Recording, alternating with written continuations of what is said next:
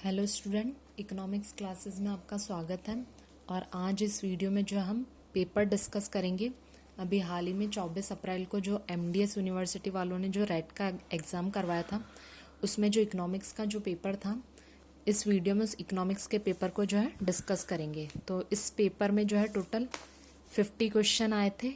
Each question जो 2 marks का था, तो टोटल 100 मार्क्स का ये पेपर था एंड नो नेगेटिव मार्किंग। तो इस वीडियो में जो है 25 क्वेश्चन डिस्कस करेंगे एंड अगली वीडियो में अगले 25 क्वेश्चन। तो लेट्स स्टार्ट। फर्स्ट क्वेश्चन जो है वो आया था, मार्शल के अनुसार अर्थशास्त्र का अध्ययन है ए व्यापार, बी मानवता, सी भौतिक कल्याण, डी ब और स दोनों। तो मार्शल ने जो अर्थशास्त्र की जो परिभाषा दी थी, उनके अनुसार, मार्शल के अनुसार अर्थशास्त्र में मानव कल्याण या भौतिक कल्याण का अध्ययन किया जाता है। भौतिक कल्याण द्वारा कुल कल्याण में वृद्धि होती है। इस प्रकार के विचार प्रकट कर मार्शल ने कल्याणकारी अर्थशास्त्र की पृष्ठभूमि तैयार करी। तो जो मार्शल है, मार्शल ने मानव कल्याण और भौतिक कल्याण दोनों के बारे में बात करी है। तो जो क्वेश्चन है, क्वेश्चन में मानव कल्याण भी राइट आंसर है एंड सी भौतिक कल्याण भी। तो ब और स दोनों, तो answer is D. Second question है, भारतीय अर्थव्यवस्था के संदर्भ में निम्न में से कौन सा राष्ट्रीय आय का माप है। तो इस क्वेश्चन को थोड़ा डिटेल में समझेंगे। इसको समझने के लिए सबसे पहले जीडीपी क्या होती है, जीडीपी को समझते हैं। जीडीपी होती है एक देश की घरेलू सीमा में एक वर्ष में जितना भी उत्पादन हुआ है, उसका जो बाजार मूल्य होता है, उसको बोलते हैं जीडीपी। जैसे इंडिया है, इंडिया के अंदर अंदर एक साल में जितना भी प्रोडक्शन हुआ है, चाहे वो यहाँ के नागरिकों ने प्रोडक्शन किया हो या कोई बाहर की कंपनी आकर के इंडिया में प्रोडक्शन कर रही है, तो होना वो इंडिया के अंदर ही चाहिए। तो देश की घरेलू सीमा के अंदर अंदर एक साल में जितना प्रोडक्शन होता है, उसको बोलते हैं GDP, gross domestic production at market price. जब इस जीडीपी में से अपन डेप्रिसिएशन को लेस कर देते हैं, तो आता है NDP at market price, net domestic product at market price, NDP at market price. जब जीडीपी में से डेप्रिसिएशन, मूल्यह्रास को, टूट फूट को जब लेस करते हैं, जब एनडीपी आता है। इसके बाद आता है gross national product eight market price, GNP eight market price. अब इसमें क्या है, इसमें राष्ट्रीय उत्पाद की बात हो रही है, मतलब देश के नागरिकों की। यहाँ पे हो रही थी घरेलू उत्पाद की बात, जो घरेलू मतलब देश के अंदर अंदर जो उत्पादन हो रहा है। यहाँ पे राष्ट्र की मतलब निवासियों की बात हो रही है, जो देश में रह करके उत्पादन कर रहे हैं, चाहे वो देश के बाहर जो है कहीं उत्पादन कर रहे हैं, होने वो देश के नागरिक जी है। तो इसकी डेफिनेशन क्या, बाजार कीमत पर सकल राष्ट्रीय उत्पाद एक देश के सामान्य निवासियों द्वारा एक लेखा वर्ष के दौरान उत्पादित अंतिम वस्तुओं तथा सेवाओं का बाजार मूल्य है। मतलब एक देश के नागरिक, चाहे वो इंडिया में रह करके प्रोडक्शन कर रहे हो, चाहे इंडिया से बाहर जो है वो प्रोडक्शन कर रहे हो, और एक साल में जितना प्रोडक्शन होता है, उसका जो बाजार मूल्य होता है, उसको बोलते हैं GNP, gross national product eight market price. इसको कैसे निकालते हैं, जीडीपी एट मार्केट प्राइस। जो ऊपर जो जीडीपी निकाला था, GDP plus net factor income from abroad. अब net factor income from abroad जो है कैसे निकालते हैं, विदेशों से प्राप्त शुद्ध कारक आय, हमारे निवासियों द्वारा विदेशों से प्राप्त कारक आय। हमारे देश के जो निवासी हैं, जो विदेश में रह कर के जो प्रोडक्शन कर रहे हैं, वहाँ पे जो उनको आय जो मिल रही है, उस आय में से लेस कर देंगे हमारे देश में जो गैर निवासी है, जो उनको जो आय मिल रही है। हमारे देश के निवासी जो विदेश में रह करके जो आय प्राप्त कर रहे हैं, उसमें से क्या लेस कर देंगे, हमारे देश में जो गैर निवासी, हम उनको जो आय दे रहे हैं। तो जब इसमें से इसको लेस किएंगे तो आएगा NFIA, net factor income from abroad. तो GDP plus net factor income from abroad, तो आ जाएगा जीएनपी एट मार्केट प्राइस। इसके बाद आता है net national product eight market price, NNP eight market price. ये कैसे आएगा, अभी जो जीएनपी निकाला था पीछे, इस जीएनपी में से जब डेप्रिसिएशन को जब लेस कर देंगे, तो आ जाएगा NNP eight market price, net national product eight market price. इसके बाद आता है साधन लागत पर शुद्ध घरेलू उत्पाद, net domestic product at factor cost, NDP. तो एनडीपी को कैसे निकालते हैं, एनडीपी एट फैक्टर कॉस्ट। जो एनडीपी एट मार्केट प्राइस थी, उसमें से जो है अप्रत्यक्ष कर को जो है लेस कर देंगे और आर्थिक सहायता जो सब्सिडी जो मिलती है उसको ऐड कर देंगे, तो एनडीपी एट फैक्टर कॉस्ट आ जाएगा। तो NDP at market price minus शुद्ध प्रत्यक्ष कर, तो एनडीपी एट फैक्टर कॉस्ट। इसके बाद आता है साधन लागत पर सकल घरेलू उत्पाद gross domestic product at factor cost. इसको निकालने का सूत्र क्या है, एनडीपी एट फैक्टर कॉस्ट, जो यहाँ पे एनडीपी जो फैक्टर कॉस्ट निकाली उसमें ऐड कर लेंगे घिसावट व डेप्रिसिएशन जो ऐड कर लेंगे। जब डेप्रिसिएशन ऐड हो जाएगा तो वो gross domestic product at factor cost बन जाएगा। अगर ग्रॉस डोमेस्टिक फैक्टर कॉस्ट दिया हुआ है और एनडीपी निकालना है तो उसमें से डेप्रिसिएशन को लेस कर देंगे, तो एनडीपी एट फैक्टर कॉस्ट आ जाएगा। इसके बाद आता है साधन लागत पर शुद्ध राष्ट्रीय उत्पाद net national product at factor cost, NNP at factor cost. इसको कैसे निकालते हैं, एनडीपी एट फैक्टर कॉस्ट जो है यहाँ पे जो एनडीपी एट फैक्टर कॉस्ट निकाला है उसमें ऐड कर लेंगे net factor income from abroad, विदेशों से प्राप्त शुद्ध कारक आय, जो विदेशों से जो आय प्राप्त हुई है वो, plus NDP at factor cost, तो NNP at factor cost net national product at factor cost आ जाएगा। इसी को है जो बोलते हैं राष्ट्रीय आय। तो क्वेश्चन था भारतीय अर्थव्यवस्था में निम्नलिखित में से कौन सा राष्ट्रीय आय का माप है, तो साधन लागत पर विशुद्ध राष्ट्रीय उत्पाद net national product at factor cost, तो answer is B. Third question है निम्न में से कौन सा टैक्स वस्तु एवं सेवा कर जीएसटी में सम्मिलित है, तो फर्स्ट है केंद्रीय एक्साइज ड्यूटी, केंद्रीय एक्साइज ड्यूटी जीएसटी में जो है सम्मिलित है। स्टाम्प शुल्क सम्मिलित नहीं है, चुंगी कर भी है सम्मिलित है, विलासिता कर जो है सम्मिलित है। तो यहाँ पे पूछा कौन सा जो है जीएसटी में सम्मिलित है, तो फर्स्ट थर्ड एंड फोर्थ जो है सम्मिलित है, तो answer is B, first third fourth. Fourth question है निम्न में से कौन सा करारोपण का उद्देश्य नहीं है, करारोपण का उद्देश्य नहीं है, तो आय असमानता को कम करना, तो आय की असमानता को कम करना ये तो करारोपण का उद्देश्य होता है। स्फीति नियंत्रण, स्फीति नियंत्रण जो है करारोपण का उद्देश्य नहीं है। क्यों, अगर देखो अगर अर्थव्यवस्था में बहुत ज्यादा महंगाई है अभी, तो लोगों को किसी चीज को खरीदने के लिए बहुत ज्यादा पैसा देना पड़ रहा है। अगर उसी वक्त अगर सरकार जो है टैक्स की रेट बढ़ा दे, सरकार को ज्यादा टैक्स देना पड़े, तो ऐसे तो मतलब कुछ खरीद ही नहीं पाएंगे। तो जो करारोपण का ये उद्देश्य तो हो ही नहीं सकता ऐसा। तो स्फीति नियंत्रण जो है इसका उद्देश्य नहीं है। सरकार के लिए आय एकत्रीकरण ये भी उसका उद्देश्य है। अर्थव्यवस्था के किसी विशेष क्षेत्र को प्रोत्साहन, तो सरकार को जो है इससे आय प्राप्त होती है। तो ये तीनों है, बस ये नहीं है, तो आंसर इज बी, स्फीति नियंत्रण। फिफ्थ क्वेश्चन है समष्टि अर्थशास्त्र के परिप्रेक्ष्य में निम्न कथनों पर विचार कीजिए। प्रवाह का मापन समयावधि के आधार पर होता है, जबकि स्टॉक का माप एक निश्चित समय पर होता है। उत्पादन के लिए प्रयुक्त मशीनें पूंजीगत वस्तुओं का उदाहरण है। अंतिम उत्पाद का भाग जो पूंजीगत वस्तुओं से बना है अर्थव्यवस्था के सकल विनियोग का निर्माण करता है। उपरोक्त में से कथन सही है। अब इनमें से कौन से कथन सही है जो अपन को बताना है, तो फर्स्ट था प्रवाह का मापन समयावधि के आधार पर होता है, जबकि स्टॉक का माप एक निश्चित समय पर होता है। तो ये सही है। जो स्टॉक होता है, स्टॉक की जो गणना होती है ना निश्चित समय पर होती है। जैसे एक पर्टिकुलर डे पे जो है कितना स्टॉक था, जैसे एक पर्टिकुलर डे, जैसे 1 जनवरी 2022 को जो बैंक अकाउंट में कितना पैसा था, जैसे किसी के बैंक अकाउंट में थे 1 लाख रुपए, तो ये पर्टिकुलर डे पे गणना हुई है इसकी, तो इसको बोलते हैं स्टॉक। प्रवाह का जो मापन होता है वो समयावधि के आधार पर होता है कि इस समयावधि में कितना था। जैसे कि किसी की मंथली सैलरी किसी की 2000 हो सकती है, उसको जैसे किसी को ब्याज मिलता है वार्षिक ब्याज 5% की दर से, ऐसे प्रतिदिन कोई कैंटीन में 5 रुपए खर्च करता है, तो मतलब समयावधि होती है। तो प्रवाह का जो मापन होता है वो समयावधि के आधार पर होता है, जबकि स्टॉक जो होता है एक निश्चित समय पर्टिकुलर डे पे इसकी गणना होती है। तो ये तो जो है सही है। उत्पादन के लिए प्रयुक्त मशीनें पूंजीगत वस्तुओं का उदाहरण है, तो ये भी राइट है। उत्पादन में प्रोडक्शन करने के लिए जो भी मशीन अपन जो यूज में लेते हैं उनको बोलते हैं पूंजीगत वस्तुएं, तो उसका उदाहरण है, सही है। अंतिम उत्पाद का भाग जो पूंजीगत वस्तुओं से बना है अर्थव्यवस्था के सकल विनियोग का निर्माण करता है, तो ये भी जो है सही है। तो तीनों जो है इसके सही है, तो answer is D, first second third. Sixth question है प्राथमिक घाटा को निम्न के मध्य अंतर के रूप में परिभाषित करते हैं। ये प्राथमिक धारा नहीं है, प्राथमिक घाटा है।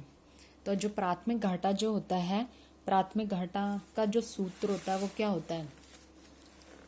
वो होता है प्राथमिक घाटा राजकोषीय घाटे तथा भुगतान किए जाने वाले ब्याज का अंतर है। तो प्राथमिक घाटा राजकोषीय घाटा माइनस ब्याज अदायगी, तो प्राइमरी डिफेक्ट प्राथमिक घाटा आ जाता है। तो इसका जो आंसर होगा वो आंसर होगा बी, राजकोषीय घाटा और विशुद्ध ब्याज देनदारियां। Answer is B. 7th question है, ग्रीन जीडीपी से आप क्या समझते हैं? ग्रीन जीडीपी होती है जैसे जो मेन जो जीडीपी होती है, जैसे एक देश की घरेलू सीमा में एक वर्ष में जितना भी उत्पादन होता है उसके बाजार मूल्यों का अपन बोलते हैं जीडीपी। जब उसी जीडीपी में से जब अपन पर्यावरण की लागत को जब लेस कर देते हैं तो आता है ग्रीन जीडीपी। जैसे कि मान लो जीडीपी जो है किसी कंट्री की एक वर्ष में हुई 1 लाख, और पर्यावरण की लागत मतलब पर्यावरण को कितना नुकसान पहुंचाया उस टाइम, उस 1 साल में। तो यहाँ पे उन्होंने अर्थशास्त्रियों ने क्या किया, पर्यावरण की जो नुकसान पहुंचाया है उसको मनी में कैलकुलेट कर लिया कि 10,000 मूल्य के बराबर पर्यावरण को नुकसान हुआ। तो 1 लाख जो जीडीपी हुई है कंट्री की, उसमें से जब 10,000 पर्यावरण की लागत को जब लेस कर देंगे तो ग्रीन जीडीपी जो आ जाएगा 90,000। तो इसको बोलते हैं ग्रीन जीडीपी। जब जीडीपी में से पर्यावरण की लागत को लेस कर देते हैं तो ग्रीन जीडीपी। 8th क्वेश्चन है, सांख्यिकी समंकों को पंक्ति अथवा स्तंभ में सुव्यवस्थित स्थापन को कहते हैं। अब अपन जब ये बनाते हैं ना क्षैतिज और ऊर्ध्वाधर लाइनें के ग्रामीण और शहरी जनसंख्या, जैसे एग्जाम्पल दे रही हूँ, इतने पुरुष महिलाएं बच्चे, साक्षरता दर कितनी है, टोटल कितना है, तो अपन क्षैतिज और ऊर्ध्वाधर जो लाइनें बनाते हैं इसको क्या बोलते हैं अपन? सारणी तो बोलते हैं। तो समंकों का सारणी। तो यहाँ पे पूछा सांख्यिकी समंकों को पंक्ति अथवा स्तंभ में सुव्यवस्थित स्थापन को क्या कहते हैं? समंकों का सारणीकरण। 9th क्वेश्चन है, जब कुल उपयोगिता बढ़ रही होती है सीमांत उपयोगिता, जब कुल उपयोगिता बढ़ रही है तो सीमांत उपयोगिता जो है गिरती है। ये डायग्राम है। जब टोटल यूटिलिटी जब बढ़ रही होती है तो जो मार्जिनल यूटिलिटी है वो गिर रही होती है। जब ये गिरती है तब ये घटती दर से बढ़ती है, और जब मार्जिनल यूटिलिटी जब शून्य होती है तो टोटल यूटिलिटी जो होती है वो अधिकतम होती है, और जब मार्जिनल यूटिलिटी जो है ऋणात्मक होती है तब टोटल यूटिलिटी जो गिरना चालू हो जाती है। तो यहाँ पे पूछा कुल उपयोगिता जब बढ़ रही होती है, ये बढ़ रही है यहाँ पे ग्राफ में, तो तब सीमांत उपयोगिता क्या है? सीमांत उपयोगिता बढ़ रही है कि गिर रही है कि स्थिर है कि क्या है? तो यहाँ पर तो जैसे गिर ही रही है, तो इसका आंसर तो वैसे तो बी होना चाहिए कि गिरती है, पर यहाँ पे जो है ना मेरे हिसाब से तो इसका आंसर बी है, पर यूनिवर्सिटी वालों ने जो आंसर की जारी की है उस आंसर की में आंसर आया है डी, उपरोक्त में से कोई भी। पर मुझे तो इसका नहीं लग रहा, क्योंकि बढ़ती तो मार्जिनल यूटिलिटी जो बढ़ती हुई तो कभी होती ही नहीं है, तो हमेशा गिरती ही रहती, तो इसका बढ़ना तो किसी एंगल से ही नहीं है, तो ये तो आंसर हो ही नहीं सकता। मेरे हिसाब से तो बी है, और जो आंसर की जारी हुई है उसमें जो आंसर इज डी है। अब चलते हैं नेक्स्ट क्वेश्चन, 10th क्वेश्चन, निम्न में से कौन सी समीकरण फिशर परिमाण सिद्धांत को व्यक्त करती है?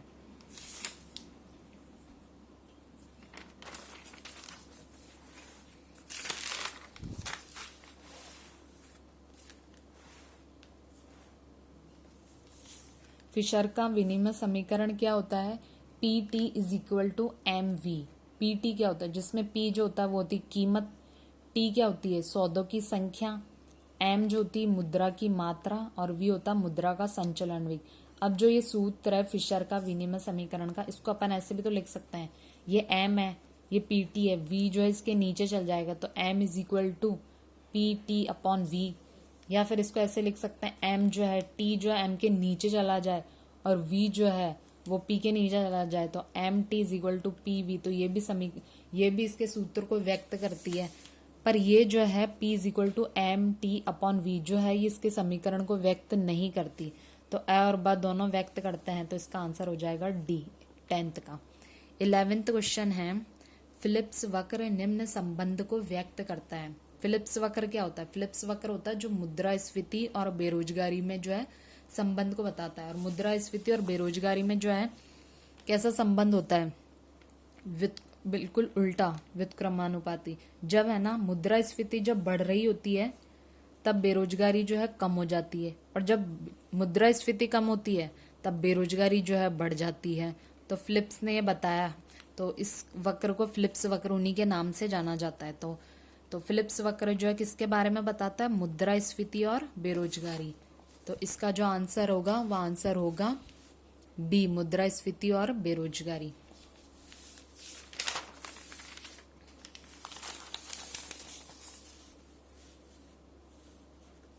ट्वेल्थ क्वेश्चन है, यदि माध्य 26.8 और माध्यिका 27.9 हो तो बहुलक का मान होगा।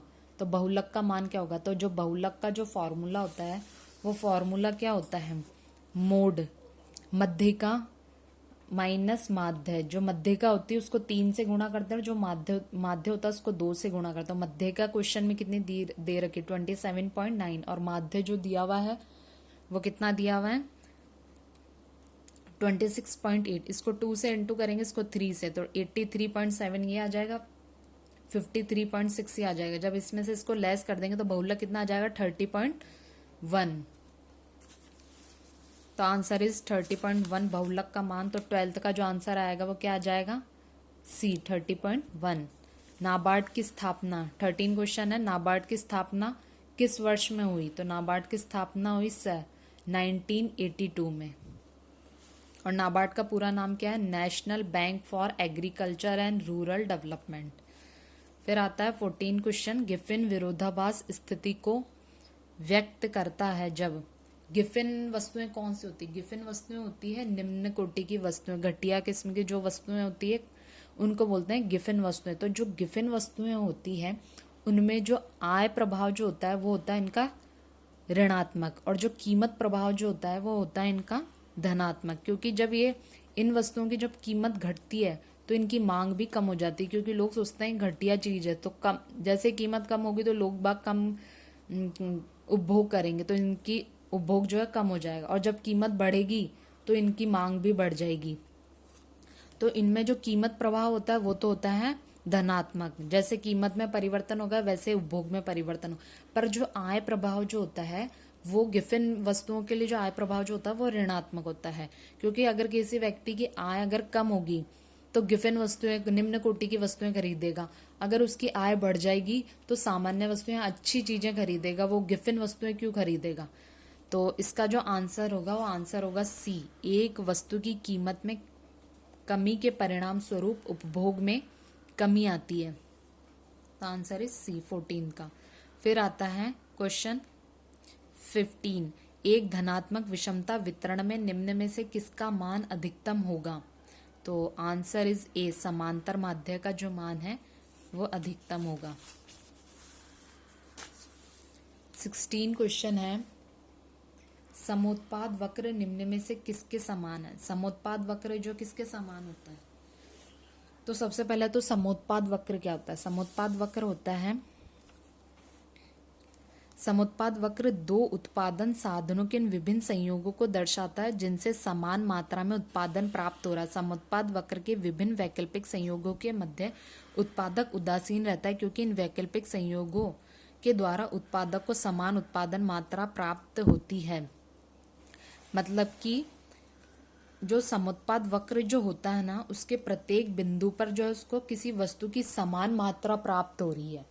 मतलब ए बिंदु पर भी उतना ही प्रोडक्शन हो रहा है जितना बी बिंदु पर हो रहा है, या बीच में कहीं और बिंदु है तो उतना ही प्रोडक्शन हो रहा है। यहाँ पर भी जैसे 100 यूनिट का उत्पादन हो रहा है तो बी पॉइंट पे भी 100 यूनिट का ही उत्पादन हो रहा है। तो जैसे पूंजी की मात्रा ले लिया और श्रम ले लिया तो उतना ही उत्पादन होगा इस वक्र के प्रत्येक बिंदु पर। तो इसको बोलते हैं समोत्पाद वक्र, समान उत्पादन मात्रा प्राप्त हो रही है इसलिए बोलते हैं समोत्पाद वक्र। तो ये किससे मिलता जुलता है? तो ये जो है वक्र है मिलता जुलता है तटस्थता वक्र से। तटस्थता वक्र क्या होता है? तटस्थता वक्र दो वस्तुओं के विभिन्न संयोगों को दर्शाता है जो उपभोक्ता को समान संतुष्टि देते हैं। इसे उदासीनता वक्र अथवा तटस्थता वक्र भी कहा जाता है। इस वक्र में क्या होता है? उपभोक्ता जो है प्रत्येक बिंदु पर तटस्थ होता है, क्योंकि उसको सभी बिंदुओं पर समान संतुष्टि मिल रही होती है।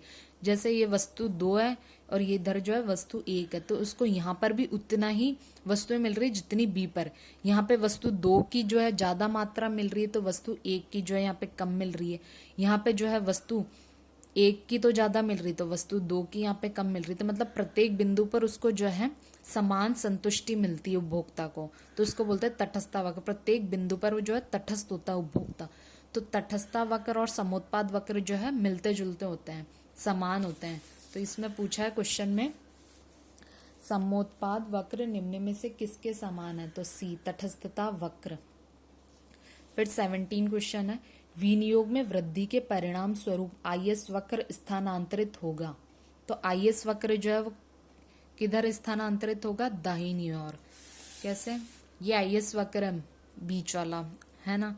अब विनियोग में अगर वृद्धि हो जाएगी, जब वृद्धि होती है विनियोग में तो आईएस वक्र जो है दाहिनी ओर शिफ्ट हो जाता है, विनियोग में वृद्धि होती है। अगर विनियोग में जब कमी होती है तो आईएस वक्र जो है वो पीछे की ओर शिफ्ट हो जाता है जब विनियोग में कमी होती है। तो अपने से क्वेश्चन में पूछा है विनियोग में वृद्धि के परिणाम स्वरूप आईएस वक्र स्थानांतरित होगा, तो आगे की साइड होगा, तो इसका जो आंसर होगा वो आंसर होगा बी, दाहिनी ओर।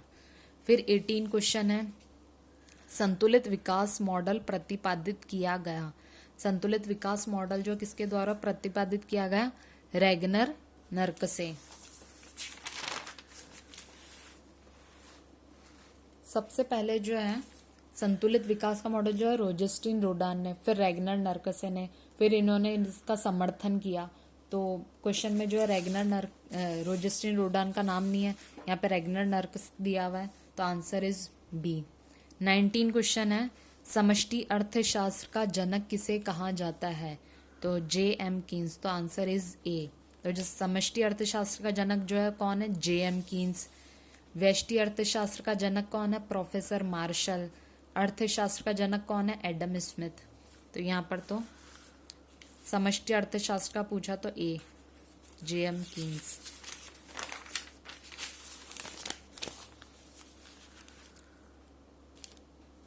फिर 20 क्वेश्चन है, निम्न में से किस स्रोत से भारत सरकार को सर्वाधिक टैक्स आय प्राप्त होती है। तो 20 क्वेश्चन है, तो जो भारत सरकार को उसको सबसे ज्यादा जो टैक्स किससे मिलता है, जीएसटी से मिलता है भारत सरकार को सबसे ज्यादा 32.8%। उसके बाद मिलता है कॉरपोरेशन टैक्स है सबसे ज्यादा 27.3%। उसके बाद सरकार को सबसे ज्यादा आय होती है इनकम टैक्स है, उसके बाद एक्साइज ड्यूटी, उसके बाद कस्टम ड्यूटी। सबसे ज्यादा जो है जीएसटी से मिलती है, पर जीएसटी इसमें जो है दिया हुआ नहीं है। उसके बाद मिलती है कॉरपोरेशन टैक्स से, तो कॉरपोरेशन टैक्स अपन को यहाँ दिया हुआ, तो इनमें से सबसे ज्यादा जो कॉरपोरेशन टैक्स से मिलती है सरकार को आय, तो आंसर इज बी। फिर आता है Cobb Douglas 21 question, Cobb Douglas उत्पादन फलन Q is equal to 40 L की पावर 0.5 K की पावर 0.5 के लिए उत्पादन ज्ञात करें यदि L 25 हो और K जो है 16 हो। तो इसका जो सूत्र है तो ये लिख लिया यहाँ पे 40 L की पावर 0.5 K की पावर 0.5, और यहाँ पे L कितना दिया हुआ है क्वेश्चन में अपन को 25 और K दिया हुआ जो है 16 है। अब ये अगर 0.5 अपन हटा दें तो यहाँ से पॉइंट हटाएंगे तो नीचे 10 आ जाएगा, इधर से भी पॉइंट हटाएंगे नीचे 10 आ जाएगा। अब इसको कट कर लेंगे तो 1/2 आ जाएगा, इधर भी 1/2 आ जाएगा। अब 25 की पावर 1/2 है तो ये रूट में बन जाएगा, इधर 16 की पावर 1/2 है तो ये रूट में बन जाएगा ये भी। तो 25 का रूट कितना हुआ 5, इधर 16 का जो रूट हुआ 4। तो अब इन तीनों को इंटू कर लेंगे तो 800 अपना आंसर आ जाएगा। तो इसमें जो है 21 का जो आंसर होगा वो आंसर होगा सी 800। 22 क्वेश्चन है, WTO के ट्रिम्स समझौते का संबंध है। तो WTO का जो ट्रिम्स समझौता है वो ट्रिम्स समझौता किससे संबंधित है, वो संबंधित है विनियोग से। जो WTO का ट्रिम समझौता है उस समझौते में ये बताया गया है कि मतलब कि एक देश का नागरिक किसी दूसरे देश में जाकर के जो है प्रोडक्शन कर सकता है, वहां पे जाके जो इन्वेस्टमेंट कर सकता है, पर वहां इन्वेस्टमेंट करने की कुछ शर्तें हैं। वो शर्तें जो WTO के ट्रिम समझौते में जो है बताई गई है, और वो शर्तें जो है वो शर्तें क्या हैं, विदेशी निवेशकों को राष्ट्रीय व्यवहार तथा सभी सुविधाएं देना जो घरेलू निवेशकों को उपलब्ध हो। अगर कोई देश का नागरिक अपनी कंट्री में आकर के अगर निवेश कर रहा है तो उसके साथ भी वैसा ही व्यवहार किया जाएगा जैसा घरेलू निवेशकों के साथ जैसा व्यवहार होता है। बाहरी निवेशकों को मेजबान देश के प्राथमिकतापूर्ण क्षेत्रों में निवेश के लिए विवश न करना। अगर कोई बाहर की कंट्री आकर के इंडिया में अगर निवेश करती है, कहीं भी किसी भी कंट्री में अगर कोई निवेश करता है तो वहां की जो सरकार है उसको जो है मतलब बाध्य नहीं कर सकती कि आप इसी चीज में या इसी जगह निवेश करो। वो उसकी खुद की इच्छा है कि वो कहाँ पे भी निवेश करे, तो उसको अपन विवश नहीं कर सकते, ये भी उसकी एक शर्त है। विदेशी निवेशकों को सभी सुविधाएं उपलब्ध कराना ताकि वैश्विक उत्पादन रोजगार के स्तर में वृद्धि हो। तो जो बाहर के जो इन्वेस्टर यहाँ आकर के इन्वेस्टमेंट करते हैं तो उनको जो सभी सुविधाएं उपलब्ध कराना, ट्रांसपोर्ट की, संचार की, हर चीज की उनको फैसिलिटी देना, ताकि इससे क्या होगा, एक तो वैश्विक उत्पादन बढ़ेगा, उत्पादन में वृद्धि होगी, और दूसरा क्या, रोजगार जो है बढ़ेगा, लोगों को रोजगार मिलेगा इससे। तो ये शर्तें जो, तो WTO के ट्रिम समझौते का संबंध किससे, विनियोग से, इन्वेस्टमेंट से है। तो answer is a. 23rd question है, जाकरिया समिति की सिफारिशें संबंधित है। जो जाकरिया समिति की सिफारिशें किससे संबंधित है, सी, स्थानीय शहरी निकाय कर। 24 क्वेश्चन है, 1980 में कितने बैंकों का राष्ट्रीयकरण किया गया। तो 1980 में जो है 6 बैंकों का राष्ट्रीयकरण किया गया था। ये सेकेंड टाइम था। जो फर्स्ट टाइम जो राष्ट्रीयकरण किया गया था, भारत सरकार ने प्रथम बार 14 जुलाई 1969 को 14 प्रमुख बैंकों का राष्ट्रीयकरण किया जिनकी जमा राशि 50 करोड़ रुपए से अधिक थी। जो फर्स्ट टाइम राष्ट्रीयकरण किया गया वो 14 जुलाई 1969 को किया गया और 14 बैंकों का किया। फिर दूसरी बार 15 अप्रैल 1980 को किया, जो 6 बैंकों का राष्ट्रीयकरण किया गया 200 करोड़ की जमा राशि के साथ। तो अपन से पूछा 1980 में कितने बैंकों का किया, तो 1980 में 6 बैंकों का किया। तो 24 जो उसका आंसर जो है वो हो जाएगा ए, 6। फिर आता है हरात्मक माध्य आधारित है। हरात्मक माध्य किस पे आधारित है, हरात्मक माध्य जो होता है वो व्युत्क्रम मूल्यों पर आधारित होता है। जैसे एक एग्जांपल ले लेते हैं, हरात्मक माध्य को निकालते कैसे हैं। जैसे ये अपन को क्वेश्चन दिया हुआ 1 2 3 4 का हरात्मक माध्य निकालिए। तो जैसे ऊपर कितनी संख्या है, ये 4 है, तो अपन अंश में लिख लेंगे 4। फिर अंश में क्या लिखेंगे अपन, ये 1 है तो 1/1 लिख देंगे, 2 है तो 1/2, 3 तो 1/3, फिर 4 है तो 1/4। जो ये संख्या है वो नीचे लिख देंगे अपन। फिर ऊपर 4 है, ये 4 ले लिया, अपॉन फिर क्या करेंगे, इन सब का एलसीएम निकालेंगे तो कितना है, 12 आया। फिर 12 को 12 से इंटू करेंगे तो 12 आ जाएगा।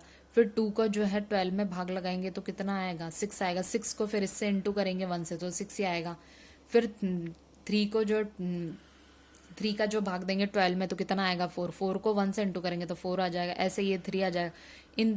फिर जो 12 है वो 12 जो है 4 में जाकर के इंटू हो जाएगा, तो 4 × 12 अपॉन ये सारी संख्या जो यहाँ आ जाएगी, इन सबको ऐड कर लेंगे और इसको इंटू कर देंगे तो 48.25। तो हरात्मक माध्य निकालने के लिए क्या करना पड़ता है, संख्याओं को व्युत्क्रम में से बटा में से व्युत्क्रम में लिखना पड़ता है। तो हरात्मक माध्य आधारित है तो व्युत्क्रम मूल्यों पर आधारित है। तो आंसर इज सी।